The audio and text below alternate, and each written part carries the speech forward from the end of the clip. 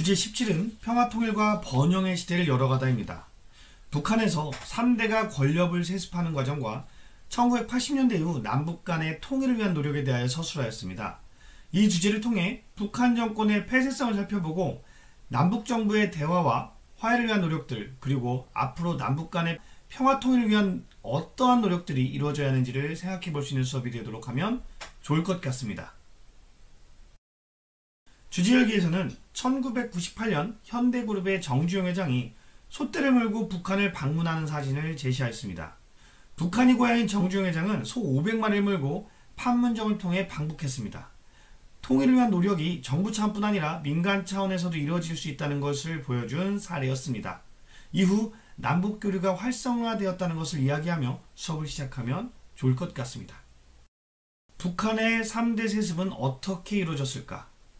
북한이 1980년대 경제성장을 추구한 과정과 경제적 위기를 극복하기 위해 남북 간의 교류를 확대하려는 모습을 다뤘습니다. 이 소주제에서는 북한에서는 김일성 사후 김정일, 그리고 김정일 사후 김정은으로 이어지며 3대에 걸쳐 권력을 세습하였다는 것, 그리고 북한 정권은 핵무기 개발 등의 군사력 강화로 국제사회로부터 제재를 당해 경제적으로 매우 어려운 상황에 처해 있었다는 사실을 강조해주고, 이에 대해 학생들과 의견을 나누는 수업을 하면 좋을 것 같습니다. 통일을 위한 움직임은 어떻게 이어졌을까? 6월 민주항쟁 이후 통일운동도 활발했습니다.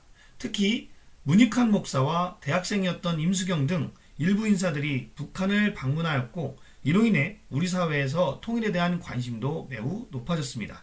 1980년대 말 동유럽 사회주의가 몰락하고 냉전체제가 해체되면서 우리 정부도 공산권 국가들과 교류를 확대하였습니다.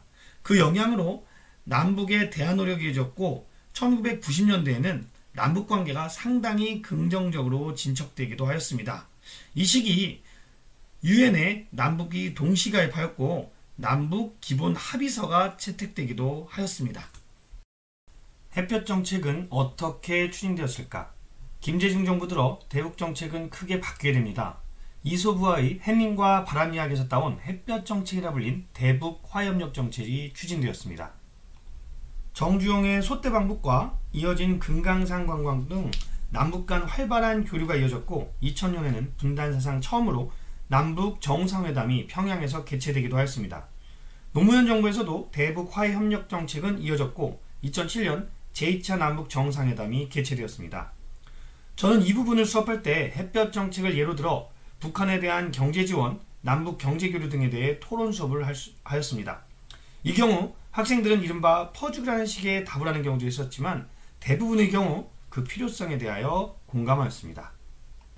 이와 관련하여 정리하고 역량 키우기 3번 문제를 함께 풀어볼 수 있습니다. 배운 내용을 종합하여 대북 지원 사업을 어떻게 해야 할 것인지 토론 수업을 진행할 수 있도록 구성하였습니다. 남북한 관계는 어떻게 변화하고 있을까? 2000년대 후반 이명박 박근혜 정부에서는 다시 상호주의가 강조되고 남북관계가 나빠졌습니다. 북한의 미사일 시험 발사와 금강산 관광객 피격 사건, 천안함 침몰 사건, 연평도 포격 사건 등이 연달아 일어나 남북관계는 급속도로 경색되었습니다. 금강산 관광사업이 전면 중지되었고 박근혜 정부 들어서는 개성공단까지 폐쇄되었습니다. 하지만 2018년 들어 평창올림픽 당시 여자 아이스하키 종목에서 남북 단일팀이 만들어지는 등 얼어붙었던 남북 간의 교류가 조금씩 확대되었습니다. 이를 계기로 문재인 대통령과 김정은 국무위원장이 판문점과 평양에서 만났으며 북미 간 정상회담도 이루어졌습니다. 여기서는 남북관계가 궁극적으로 어떠한 방향으로 나가야 할지, 그것을 위해 가장 필요한 노력이 무엇인지 학생들과 이야기 나누며 수업을 하면 좋을 것 같습니다. 범교과학습으로는 합의문으로 본 남북관계를 제시하였습니다. 1972년부터 2018년까지 남북 간의 합의문을 통하여 남북관계가 어떻게 진전되었는지를 보여주는 자료입니다. 시간이 지나면서 어떤 내용이 강조되었는지, 또 각 시대별로 핵심이 되었던 내용을 무엇인지 이것을 찾아보고, 또 중요한 것은 시기별 문서의 서명 주체가 누구였는지를 살펴보고 그것이 알려주는 의미가 무엇인지를 알아보게 하는 것도 의미 있는 수업이 될 것 같습니다. 역사 토파보기는 개성공단에 대하여 서술하였습니다. 개성공단은 북한은 물론이고 우리에게도 경제적인 면뿐 아니라 안보적으로도 매우 큰 도움이 되는 곳이었습니다.